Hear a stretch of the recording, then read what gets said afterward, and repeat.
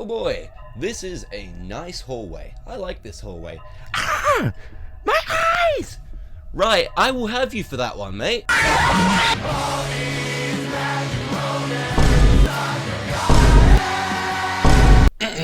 To our valued fazbear employees, due to unforeseen budget cuts, we've stripped you of all your doors. Lol. And somehow, due to even worse budget cuts, we cannot confirm that there won't be 7-foot arthritic robots that are coming to kill you, like a pair of Roombas that have done nothing but suck up razor blades for 3 years. Five Nights at Freddy's 2 is the hit sequel to the popular game Monsters Inc. on the Game Boy Color, also slightly related to whatever that Scott dude was cooking up in the kitchen there. Don't even want to ask about that, God. It follows the everyday exploits of the blue-collar American hero, as he partakes in the traditional American pastime of attempting to not get killed every 24 hours. These boisterous fellows, they seem to have a bit of a bone to pick with you, my friend. Don't worry, here's a flashlight and a head of one of those. It's cool, it's chill, I decapitated one earlier, have fun. Where the hell did he go? I could have sworn I smelt Link's Africa around here. You ever been out camping before?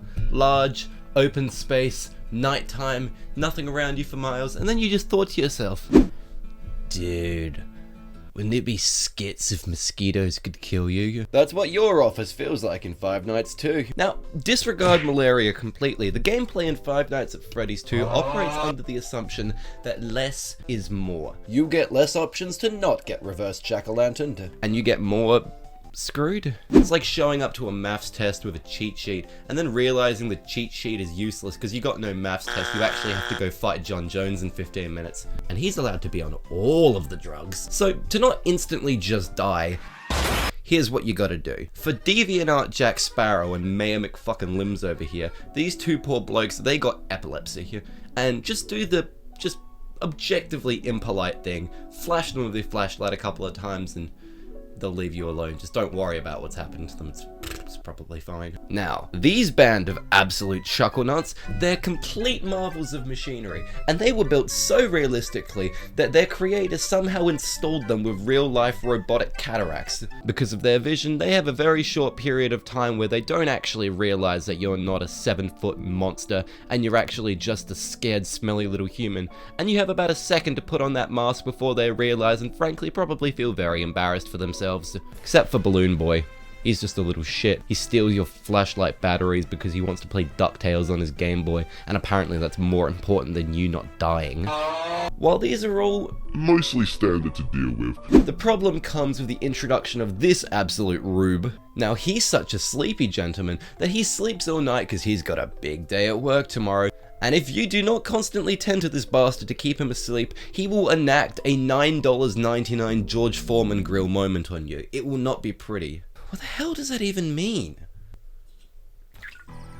If Five Nights at Freddy's 1 was enacting a constant state of dread on you, then Five Nights at Freddy's 2 is like having a panic attack while you're piloting a plane. In this game, it's stressful. Everything is frantic. One wrong move, boom! This arsehole, he's not getting out of your office. You didn't check the hallway for too long.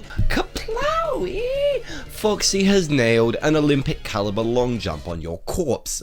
You're on your toes more. It is very easy to get overwhelmed, and that adds its own type of horror. However, doing that, it sort of loses a little bit of the ambiguity of the original games. In FNAF 1, you'd check the cameras, Freddy not on the stage, and you'd be like, oh no, where did they go, where did they go? But in FNAF 2, you quickly realize outside the advent of Random Mime Event, there's really not much reason to check the camera. But, robot-wise, while not all of them are winners, I have to say, the crucifixion of Chica is legitimately demented, Toy Bonnie is uncanny as hell, and the marionette, this motherfucker, he looks like a mix of a Hieronymus Bosch painting and a deflated stingray. Ugh. Still scary, maybe just, if you fell in love with the type of scary of FNAF 1, you may be disappointed by it this a bit. I'd still say it's scary. Except for Balloon Boy, he's not scary. I would play Gridiron with his fucking sternum.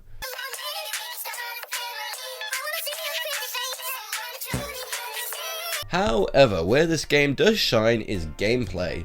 I know I've already talked about gameplay, but I was mostly talking about mechanics. This is how the game plays. I'm sorry, I will never forgive myself. This thing is smooth, about as smooth as an infant that has been cascaded in about 4 liters of WD-40.